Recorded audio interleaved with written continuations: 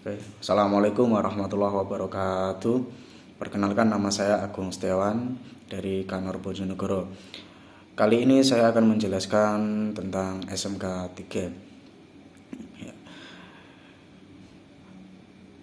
Pengertian SMK 3 yang tertuang dalam undang-undang atau peraturan nomor 50 tahun 2012, yaitu Sistem Manajemen Keselamatan dan Kesehatan Kerja atau yang disingkat dengan SMK 3, adalah bagian dari sistem manajemen perusahaan secara keseluruhan dalam rangka pengendalian risiko yang berkaitan dengan kegiatan kerja guna terciptanya tempat kerja yang aman, efisien, dan produktif.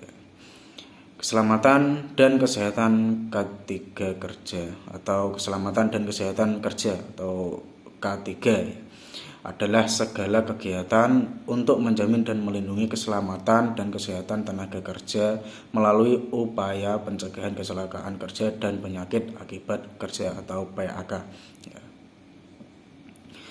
Tujuan penerapan SMK 3 yaitu: 1. Meningkatkan efektivitas perlindungan keselamatan dan kesehatan kerja yang terencana atau terukur, terstruktur, dan terintegrasi. Yang kedua, mencegah dan mengurangi kecelakaan kerja dan penyakit akibat kerja dengan melibatkan unsur manajemen, pekerja atau buruh, dan serikat pekerja. Yang ketiga yaitu menciptakan tempat kerja yang aman, nyaman, dan efisien untuk mendorong produktivitas. Penerapan SMK 3, yang pertama, penerapan SMK 3 dilakukan berdasarkan kebijakan nasional tentang SMK 3. Yang kedua, kebijakan nasional tentang SMK 3 sebagai pedoman perusahaan dalam menerapkan SMK 3. Yang ketiga, instansi pembina sektor usaha dapat mengembangkan pedoman penerapan SMK 3 sesuai dengan kebutuhan berdasarkan ketentuan peraturan perundang-undangan. Di sisi lain, ada beberapa kewajiban penerapan SMK 3. Yang pertama yaitu perusahaan yang memperkerjakan pekerja atau buruh paling sedikit yaitu sekitar 100 orang. Yang kedua, perusahaan yang mempunyai tingkat potensi bahaya tinggi atau ketentuan mengenai tingkat potensi bahaya tinggi sesuai dengan ketentuan peraturan perundang-undangan.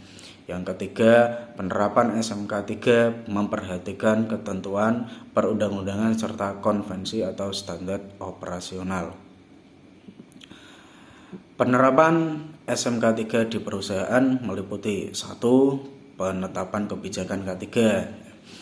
Dalam hal ini, pengusaha menyusun kebijakan K3 paling sedikit harus meliputi: yang pertama, melakukan tinjauan awal kondisi K3 dengan meliputi identifikasi potensi bahaya, penilaian dan pengendalian risiko. Terus yang kedua, perbandingan penerapan K3 dengan perusahaan dan sektor lain yang lebih baik, peninjauan sebab akibat kejadian yang membahayakan, kompensasi dan gangguan, serta hasil penilaian sebelumnya yang berkaitan dengan keselamatan, dan penilaian efisiensi dan efektivitas sumber daya yang disediakan.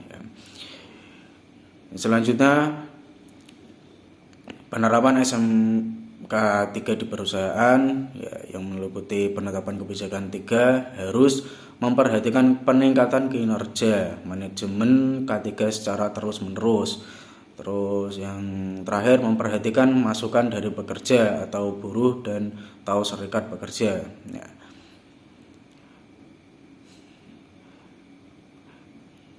Penerapan SMK 3 di perusahaan meliputi yang kedua yaitu perencanaan.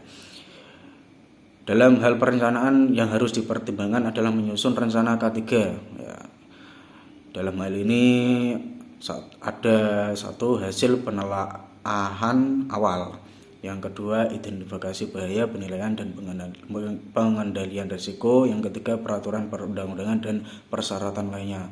Dan yang keempat, sumber daya yang dimiliki. Terus penerapan SMK 3 di perusahaan Yang ketiga adalah pelaksanaan rencana K3. Dalam melaksanakan rencana K3 didukung oleh sumber daya manusia di bidang K3 prasarana dan sarana. Sumber daya manusia harus memiliki satu, kompetensi kerja yang dibuktikan dengan sertifikat.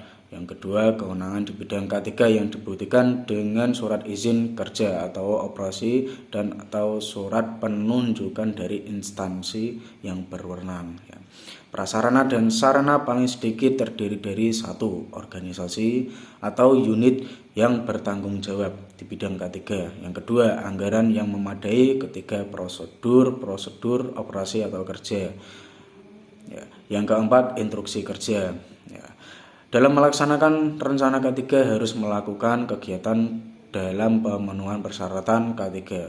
Kegiatan tersebut diantaranya satu, tindakan pengendalian, kedua, perancangan, ketiga, prosedur dan instruksi kerja, keempat, penyerahan sebagai pelaksanaan pekerjaan, kelima, pembelian atau pengadaan barang dan jasa, keenam, produk akhir, tujuh, upaya menghadapi keadaan darurat atau kecelakaan dan bencana industri, 8, rencana dan pemulihan keadaan darurat.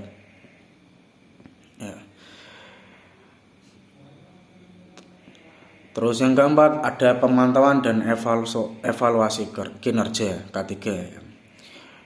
Terus yang kelima ada peninjauan dan meningkatkan kinerja SMK 3. Terus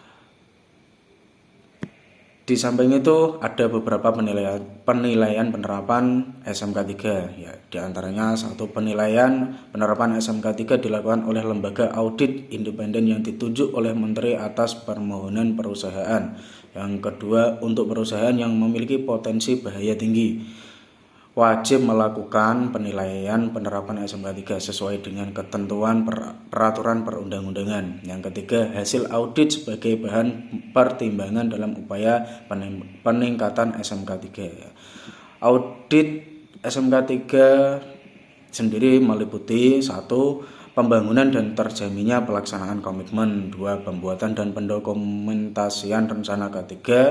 Yang ketiga, pengendalian rancangan dan peninjauan kontrak. Yang keempat, pengendalian dokumen. Kelima, pembelian dan pengendalian produk. Keenam, keamanan bekerja berdasarkan SMK 3. Ketujuh, standar pemantauan. Kedelapan, pelaporan dan perbaikan kekurangan. 9, pengelolaan material dan perpindahannya. Ke-10, pengumpulan dan penggunaan data.